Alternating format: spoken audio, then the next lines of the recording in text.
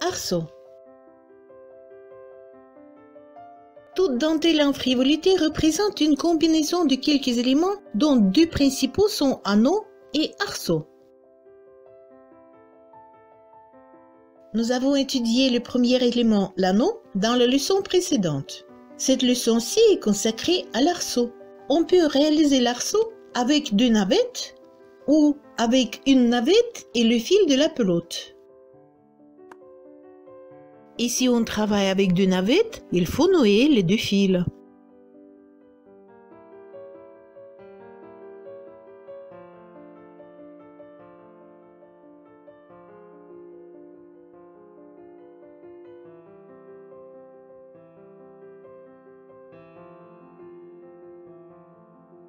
Le plus souvent, on ne commence pas l'ouvrage par un arceau, pour que le fil de support soit coincé entre deux anneaux et les doubles nœuds ne puissent plus coulisser, comme ça l'arceau tient bien sa forme.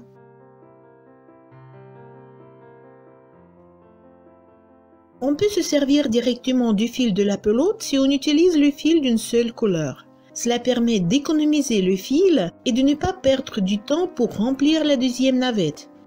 Par contre, dans ce cas, si le fil de la première navette finit, il faudra la couper et remplir depuis une autre pelote. Nous allons utiliser une navette et le fil de la pelote. Si on utilise une navette et le fil de la pelote, on ne coupe pas le fil après avoir rempli la navette. On fait un anneau avec une seule navette.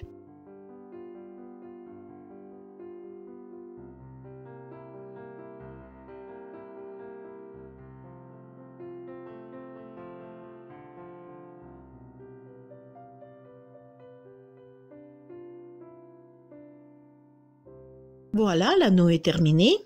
Maintenant, on tourne cet anneau vers l'envers de façon que la finition ou la racine de l'anneau soit vers le haut. On maintient cet anneau entre le pouce et l'index gauche. Et voici une petite astuce. Pour la meilleure qualité de l'ouvrage, il faut veiller à ce que tous les éléments soient bien rapprochés l'un à l'autre. Pour cela, il faut faire glisser le premier nœud le plus près possible de la fin de l'élément précédent. Donc, placez le bout du pouce vers l'endroit exact où vous voulez que votre élément suivant commence, pour que le début de l'arceau soit bien implanté à la racine de votre anneau.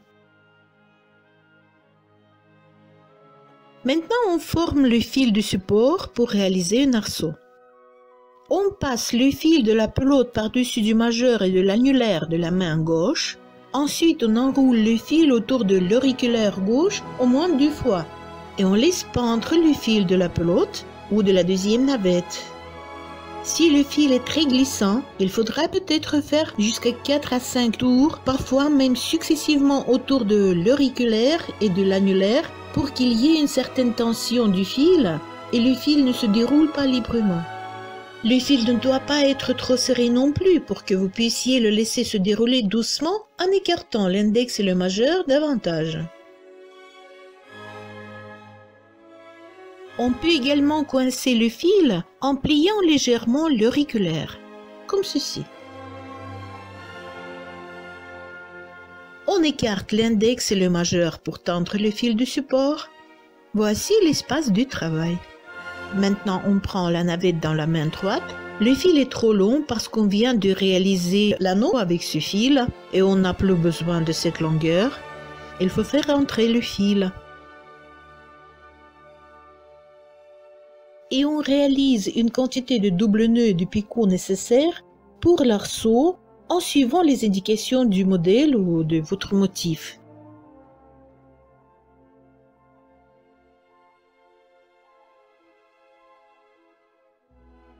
Et on continue à travailler le nombre de double nœuds dont on a besoin.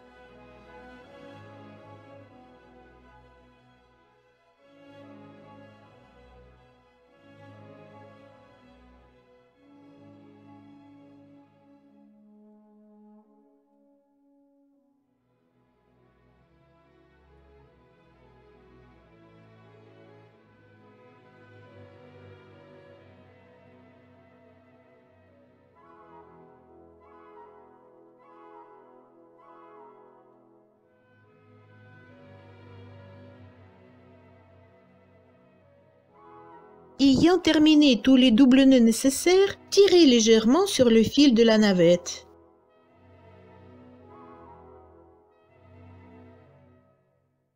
La rangée de nœuds doubles serrés se transforme en courbe, en voûte.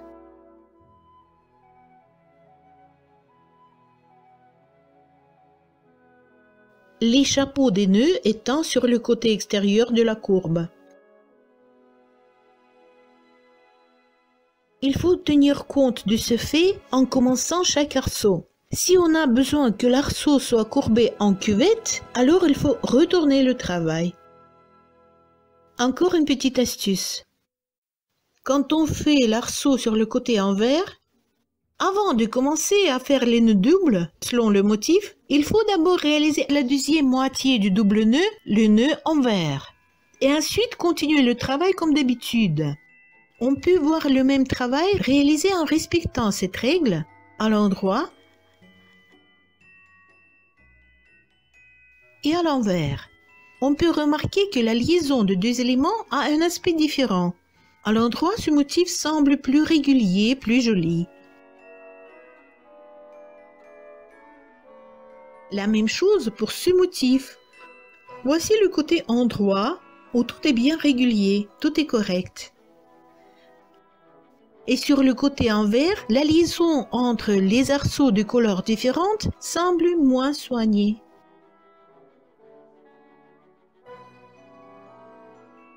À vous de jouer!